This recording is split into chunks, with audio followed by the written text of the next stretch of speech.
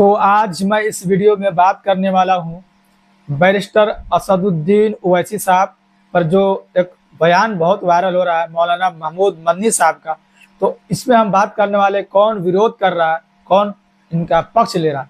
तो एक तरफ है बैरिस्टर असदुद्दीन ओवैसी साहब, जो कुछ लोग कहते हैं कि ये मुस्लिम लीडरशिप इनको मानते हैं और कुछ लोग कहते हैं कि मैं इनको लीडरशिप अपना नहीं मानता।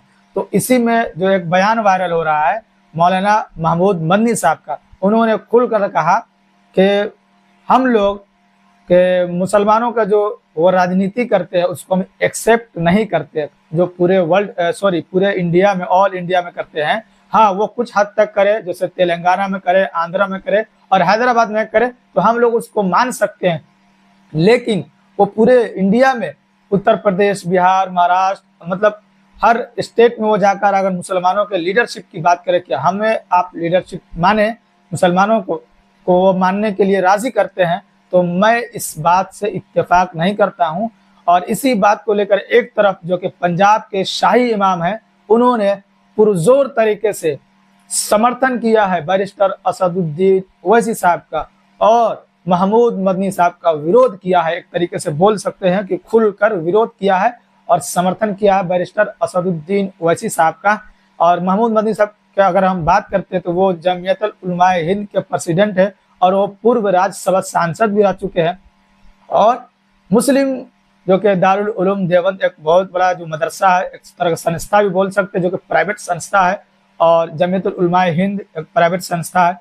और इन पे पूरे देश भर की नज़र रहती है और खासतौर से अगर मुस्लिम समाज की बात करते हैं तो इस पर नज़र रहती है कि इनके द्वारा किस पर क्या टिप्पणी की जा रही है और किसके खिलाफ बयानबाजी की जा रही है, किसके पक्ष में बयानबाजी की जा रही है।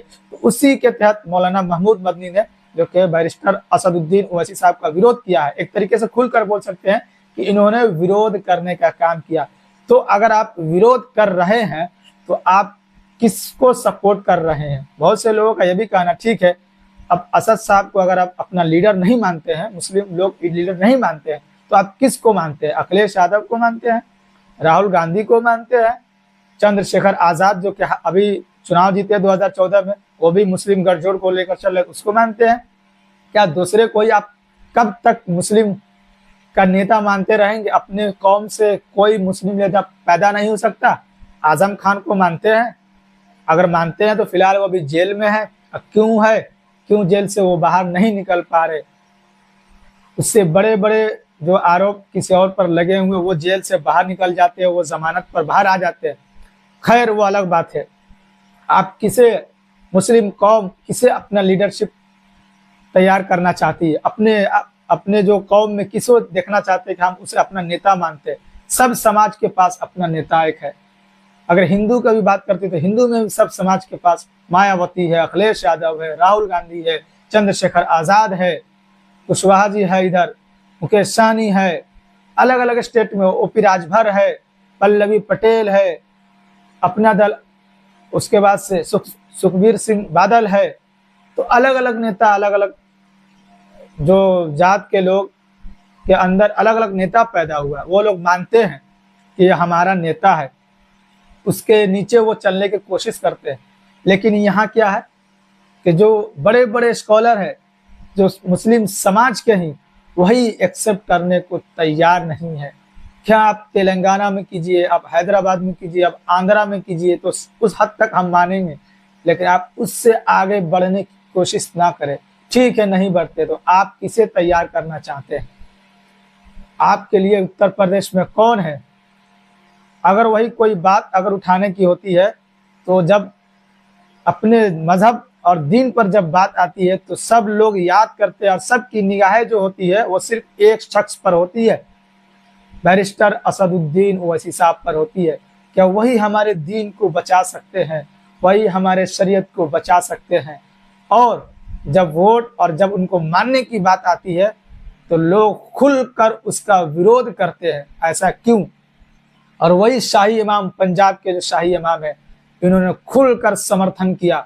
क्या आप किसी से भी पूछ ले, रोड पर, सड़क पर चलते हुए इंसान से, और पूछो कि मुस्लिम का जो नेता सबसे बड़ा कौन है, मैं नहीं कहता हूं, उसे आप जाकर पूछे। और वो जिसे कहे मैं उसी को मानने को तैयार हूँ।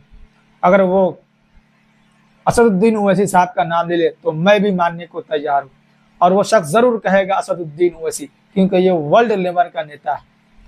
सिर्फ इंडिया भारत में इनकी पहचान नहीं है, पूरे वर्ल्ड में लोग इनको जानते हैं। और इनकी राजनीति जो है एक अलग तरीके से इनकी करने की जो राजनीति करते हैं वो सभी लोग जानते हैं। जब भी कभी भी जब बोलने की जरूरत होती है संसद में या संसद के बाहर अपने शरीयत के लिए, जब भी उसमें कब कोई बदलाव होता है अपने धर्म के अंदर, तब भी सबकी निगाहें उनकी तरफ होती है। लेकिन जब वोट की बात आती है तो सब इधर उधर चले जाते हैं और एक दूसरे को सपोर्ट करने की जब बात करने लगते हैं।